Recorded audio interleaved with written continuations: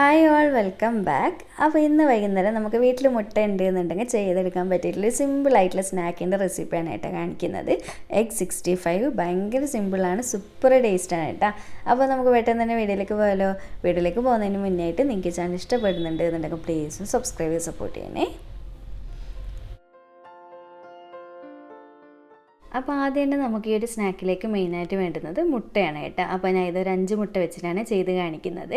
അപ്പോൾ ഇതിതാ വെള്ളം ഒഴിച്ചിട്ട് പുഴുങ്ങാൻ വേണ്ടി വെച്ചിട്ടുണ്ട്. അത്യാവശ്യം നന്നായിട്ട് തന്നെ വേവിച്ചെടുക്കുക കേട്ടോ, അല്ലാതെ ഓവർ സോഫ്റ്റ് ആയിക്കഴിഞ്ഞാൽ നമുക്കിതിനെ കുഞ്ഞു കുഞ്ഞു പീസായിട്ട് കട്ട് ചെയ്തെടുക്കാൻ ബുദ്ധിമുട്ടായിരിക്കും. അപ്പോൾ നന്നായിട്ട് തന്നെ പുഴുങ്ങിയെടുക്കുക. അപ്പോൾ ഞാൻ നല്ലപോലെ പുഴുങ്ങിയെടുത്ത് തൊലിയൊക്കെ ക്ലീൻ ചെയ്തെടുത്തിട്ട് കാണിച്ചു തരാം. അങ്ങനെ ഇത് നമ്മുടെ മുട്ട 5 മുട്ടയും പുഴുങ്ങി നല്ലപോലെ ക്ലീൻ ചെയ്തെടുത്തിട്ടുണ്ട് കേട്ടോ. ഇനിയിപ്പോൾ നമുക്ക് മുട്ടയുടെ വെള്ളയും മഞ്ഞയും സെപ്പറേറ്റ് ചെയ്തെടുക്കണം. അപ്പോൾ മഞ്ഞ മൊത്തത്തിൽ സെപ്പറേറ്റ് ചെയ്ത് ഒരു സൈഡിലേക്ക് മാറ്റി വെക്കാം കേട്ടോ, നമുക്ക് ലാസ്റ്റ് ആവശ്യമുണ്ട്. അതിനുശേഷം ഇതാ വെള്ളം ഞാൻ ഇതുപോലെ കുഞ്ഞു കുഞ്ഞു പീസായിട്ട് കട്ട് ചെയ്തെടുത്തിട്ടുണ്ട്. ഇങ്ങനെ തന്നെ ചെയ്യാം കേട്ടോ, എഗ് 65 എങ്കിലേ നന്നായിട്ട് കിട്ടുള്ളൂ. ഇനി നമുക്കിതിലേക്കുള്ള പൊടികൾ ചേർത്ത് കൊടുക്കാം. 1/4 ടീസ്പൂൺ മഞ്ഞൾപ്പൊടിയും 1.5 ടീസ്പൂൺ കാശ്മീരി ചില്ലി പൗഡറാണ് ചേർത്ത് കൊടുക്കുക, നല്ല ഭംഗിയുള്ളൊരു കളർ ഉണ്ടാവും. പിന്നെ ഒരു 3/4 ടീസ്പൂൺ മല്ലിപ്പൊടിയും 1/4 ടീസ്പൂൺ ചെറിയ ജീരകയില്ല നമ്മുടെ ക്യുമിൻ സീഡ് അതിൻ്റെ പൊടിയും പിന്നെ ഒരു 1/2 ടീസ്പൂൺ ഗരം മസാല പൊടിയും 1 ടീസ്പൂൺ ഇഞ്ചി വെളുത്തുള്ളി രണ്ടും കൂടി പേസ്റ്റ് ആക്കിയത്, പിന്നെ 3 ടേബിൾ സ്പൂൺ കടലമാവില്ല നമ്മുടെ കടലപ്പൊടി, അതല്ലെങ്കിൽ മൈദയും ചേർക്കുക കേട്ടോ.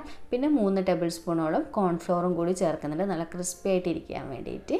പിന്നെ ഇതിലേക്ക് പാകത്തിനുള്ള ഉപ്പ് ചേർത്ത് കൊടുക്കുന്നുണ്ട്. പിന്നെ നമ്മൾ നേരത്തെ മുട്ടയുടെ വൈറ്റല്ലേ എടുത്തിട്ടുള്ളൂ, അതിൻ്റെ യെല്ലോ പാർട്ട് ജസ്റ്റ് ഒന്ന് ഇതുപോലെ ഒന്ന് പൊടിച്ചിട്ട് ചേർത്ത് കൊടുക്കുക കേട്ടോ. എല്ലാം കൂടി ചേർത്തിട്ട് നന്നായിട്ടൊന്നങ്ങ് മിക്സാക്കി കൊടുക്കുക. നല്ലപോലെ നമ്മൾ ചേർത്തിട്ടുള്ള പൊടികളൊക്കെ ഒന്ന് എല്ലാ സൈഡിലായിട്ട് എത്തിക്കോട്ടെ. അപ്പോൾ ഇതിനെ ഇതുപോലെ നന്നായിട്ടങ്ങ് മിക്സ് ആക്കുന്നുണ്ട്. പിന്നെ ഒരു കാര്യം, നമ്മൾ മുട്ടയുടെ വെള്ള മാത്രം ഇഷ്ടമുള്ളവരുണ്ടാവും അല്ലേ, അങ്ങനെയാണെങ്കിൽ വൈറ്റ് മാത്രം വെച്ചിട്ട് ഈ ഒരു എഗ് 65 ഉണ്ടാക്കുക കേട്ടോ. അങ്ങനെയാണെങ്കിൽ ബാക്കിയുള്ള സ്റ്റെപ്പൊക്കെ ഇതേപോലെ തന്നെ ഫോളോ ചെയ്യുക. അതിൽ യെല്ലോ മാത്രമേ ഇടണ്ടെന്നേ ഉള്ളൂ കേട്ടോ, ബാക്കിയെല്ലാം സെയിം തന്നെ. പക്ഷേ എനിക്ക് പേഴ്സണലി രണ്ടും കൂടി മഞ്ഞയും വൈറ്റും രണ്ടും കൂടി എടുത്തിട്ട് ചെയ്യുമ്പോഴാണ് ഭയങ്കര ടേസ്റ്റ് ആയിട്ട് തോന്നിയത് കേട്ടോ ഈ ഒരു എഗ് 65. അപ്പോൾ ഇതുപോലെ നന്നായിട്ടങ്ങ് മിക്സ് ആക്കിയിട്ടുണ്ട്.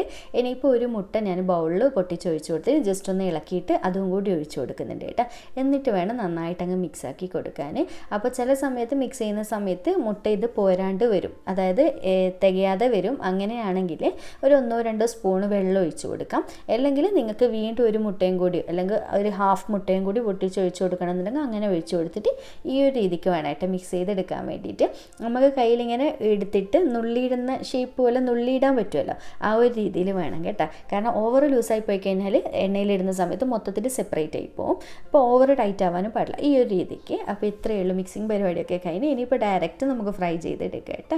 ഞാൻ പറഞ്ഞല്ലോ ഭയങ്കര സിമ്പിളായിട്ടുള്ളൊരു സ്നാക്കാണ്, ഇന്ന് തന്നെ ഉണ്ടാക്കാൻ പറ്റും. നല്ല നമ്മുടെ കിച്ചണിലുള്ള ഐറ്റംസിനല്ലേ വേണ്ടുള്ളൂ. അപ്പോൾ ഇതാ ചീനച്ചട്ടിയിൽ എണ്ണ നന്നായിട്ട് ചൂടായതിന് ശേഷം ഇതുപോലെ കുറച്ച് കുറച്ചായിട്ട് നമ്മുടെ മാവ് ഇങ്ങനെ കൈ കൊണ്ട് എടുത്തിട്ട് നുള്ളിയിട്ട് കൊടുക്കുക കേട്ടോ. അപ്പോൾ വലുപ്പമൊക്കെ ഓരോരുത്തരുടെ ടേസ്റ്റിനനുസരിച്ച് തീരുമാനിക്കാം.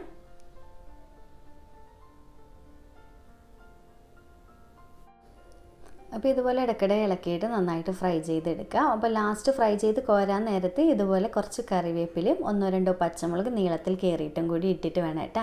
അതും കൂടി ഒന്ന് മുരിഞ്ഞ് വരുന്ന സമയത്ത് വേണം കോരി എടുക്കാൻ വേണ്ടിയിട്ട് എണ്ണയിൽ നിന്ന്. സാധാരണ നമ്മൾ 65 ഒക്കെ ചെയ്യുന്നുണ്ടല്ലോ ആ ഒരു രീതി തന്നെ. പിന്നെ പ്രത്യേകം ശ്രദ്ധിക്കേണ്ട ഒരു കാര്യം, ഓവർ കുക്ക് ചെയ്തെടുക്കരുത്. ഇത് പെട്ടെന്ന് തന്നെ ഫ്രൈ ചെയ്തെടുക്കുക കേട്ടോ, ഒരു മീഡിയം ഫ്ലെയിമിൽ വെച്ചിട്ട്. കാരണം ഒരുപാട് ടൈം വെറുതെ നമ്മൾ വെന്തിട്ടില്ല എന്ന് വിചാരിച്ച് കുക്ക് ചെയ്തെടുക്കുമ്പോൾ ഭയങ്കര ഹാർഡായി പോകും.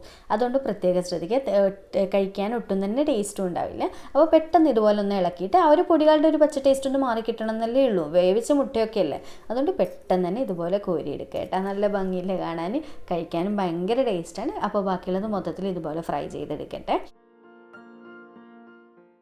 അങ്ങനെ ഇതാ നമ്മുടെ എഗ് 65 മൊത്തത്തിൽ റെഡി ആയിട്ടുണ്ട്. ഒരു 5 മുട്ട ഉണ്ട് എന്നുണ്ടെങ്കിൽ ഒരു പ്ലേറ്റ് നിറയെ സ്നാക്ക് ഉണ്ടാക്കി വെക്കുക കേട്ടോ. അപ്പോൾ എന്തായാലും ഇന്ന് തന്നെ ട്രൈ ചെയ്തിട്ട് ഫീഡ്ബാക്ക് അറിയിക്കണം.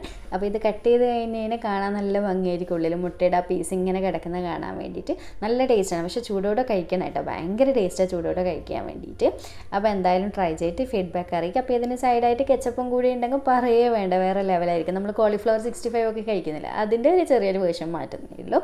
അപ്പോൾ എന്തായാലും ഒന്ന് ട്രൈ ചെയ്തിട്ട് ഫീഡ്ബാക്ക് അറിയിക്കണം. വീഡിയോ ഇഷ്ടമായിട്ടുണ്ട് എന്നുണ്ടെങ്കിൽ ലൈക്ക് ചെയ്യാൻ, ചാനൽ സബ്സ്ക്രൈബ് ചെയ്യാൻ, മാക്സിമം ഷെയർ ചെയ്തെടുക്കാനും മറക്കല്ലേ. അപ്പോൾ വീണ്ടും ഒരു അടിപൊളി വീഡിയോ ആയിട്ട് കാണാം. താങ്ക്